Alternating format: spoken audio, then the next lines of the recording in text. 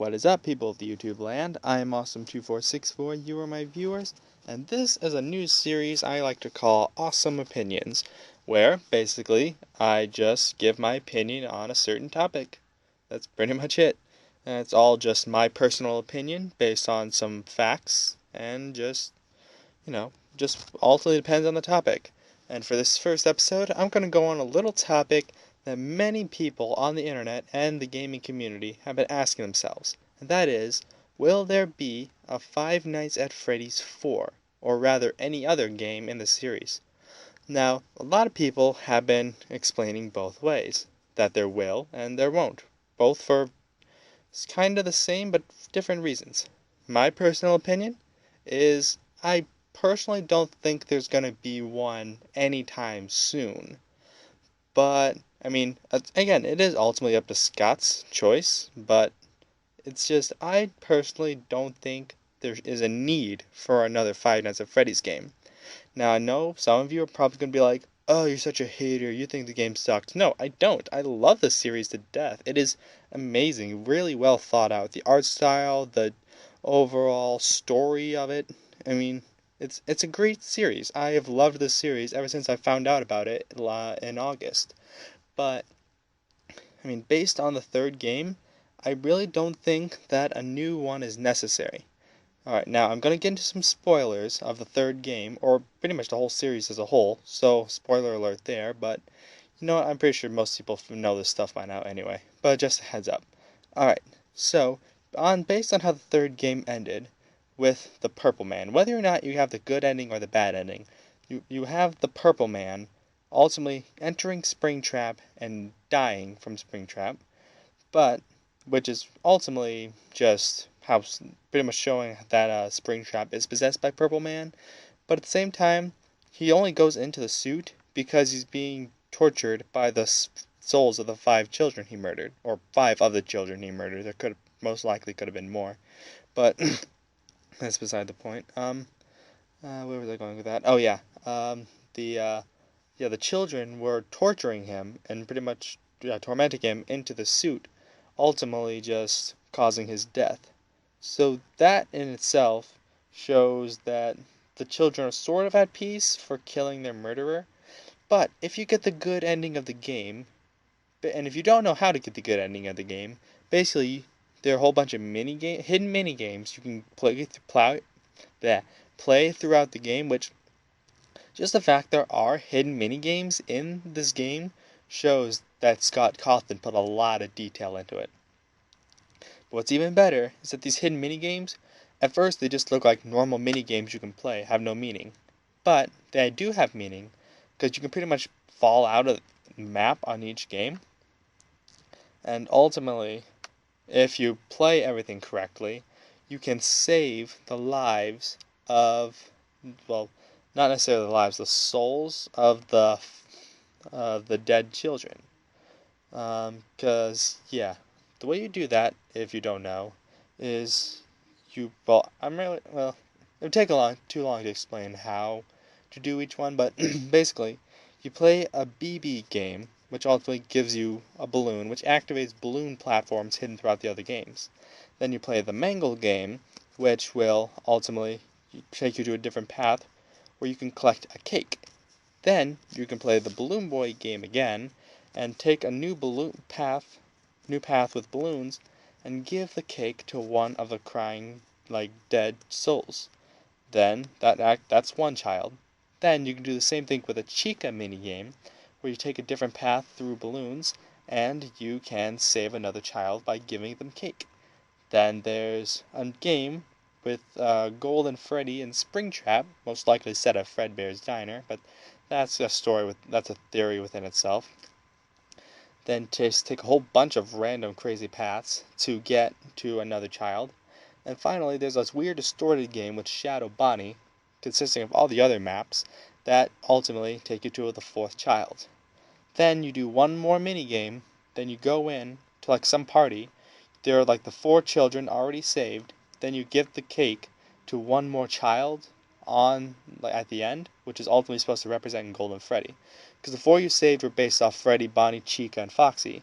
Then your character is most likely the puppet, and then you give the final one to Golden Freddy. And with that, like their souls are ultimately freed. Then once you beat Night 5, you get the good ending. So that was a lot, but there was a point to that. Based on the fact in the third game, the children's souls are freed, and the fact that the Purple Man, their murderer, is dead, I think that is a good enough ending to the series. I mean, again, because it is the third game, yes, usually it is best to leave games as a trilogy, but the way that it ended, I think, is a good enough reason to end it there. And I know people are going to be like, oh, but there's so many things left unanswered, we don't know everything. Guys, that's just it. I personally fell in love with Five Nights at Freddy's because we don't know everything. The game, ultimately, at first, it seemed straight up that the animatronics have some sort of mode where they think you're an endoskeleton and try to stuff you into a suit if they see you. It seemed obvious at time. Then we discovered the newspapers and how there might be a deeper, darker story. Right away, there were so many theories. I think that is when the series reached its height because everyone was always trying to come up with all these theories on how the story came to be. In each new game, we always got some new strange information we never could have predicted that changed everything. In the second game, we were introduced to the Purple Man, the puppet, the the fact that there were other Freddy Fazbear's pizzas before. There were three more before the one we played in the first game. Then in the third game, we were introduced to Springtrap, who we could have never possibly known existed. And it's just so honestly, I don't think Scott is ever going to officially explain the entire story unless it's like I don't think he's gonna say it anytime soon. Is what I'm getting at. I don't think Scott is gonna reveal anytime soon the entire story. I think as long as people are just continuing to make theories about this game, that the fandom isn't going to go anywhere. As long as people are always just thinking of, like, what could possibly happen. Because as much as a lot of people agree on all these theories, there's some people who always have these new, interesting, unique theories that could also make sense. Because that's just it. They're theories. They can't really be proven or disproven necessarily.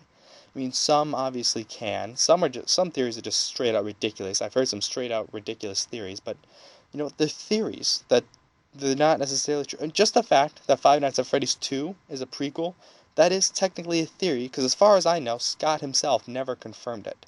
Even though it pretty much is taken as a fact at this point, based on all the evidence, I personally do believe it is a prequel. I'm pretty sure everyone else does at this point. But it hasn't officially been proven. The only thing I think Scott has ever officially proven about the story is, like, there was some YouTube comment claiming he said that there was a reason why the suits were haunted.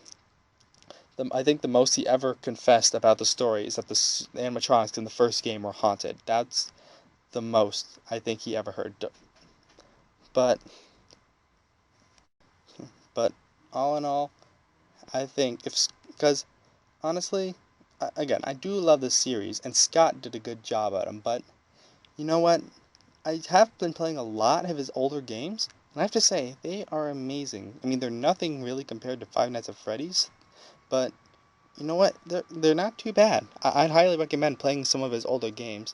My personal recommendations would be Sit and Survive, There Is No Pause Button, and Chipper and Sons Lumber Co. I think that's the official name for it, which is actually the game that mainly inspired Five Nights at Freddy's, so that's all the reason to go check it out.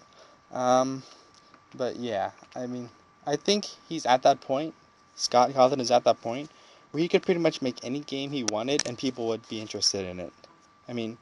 Because, again, there are some people like me who have been playing games, see he really has potential. So, even if he just makes another horror game, or just any game in general, which is, he may most likely do horror, who knows? Who knows what he's got in the future? He's probably not going to do anything anytime soon, because I'm sure he put a lot of effort into this game, the third game. So, he's probably going to take another break, but who knows what he's going to do next? Could be another Five Nights at Freddy's game. It could just be another horror game. It could be something completely different. Who knows? But overall, I know I've been rambling, but overall, I don't think another Five Nights at Freddy's game is necessary, but I'm not necessarily going to complain if one happens. I mean, because I personally don't think it's necessary, but I do love the series. But if Scott just keeps going, then he's ultimately just gonna, I think he's ultimately just gonna end up ruining his series that he pretty much just created overnight, ultimately. But well, I guess that's just my opinion on it. So if you made it to the end, thank you for listening. This is going to be a new little series I hope to do from time to time. It's because it's honestly the simplest. I just state my opinion on a topic. I have a few topics I want to do in the future, but hey, if you have a topic you want me to do, just leave a comment below and I'll consider it. And other than that, I think that'll do. So thank you so much for watching. If you enjoyed this, please give it a like, please give it a comment, and if you're new to my channel, you can subscribe and check out some of my other stuff. And remember to stay awesome. See ya!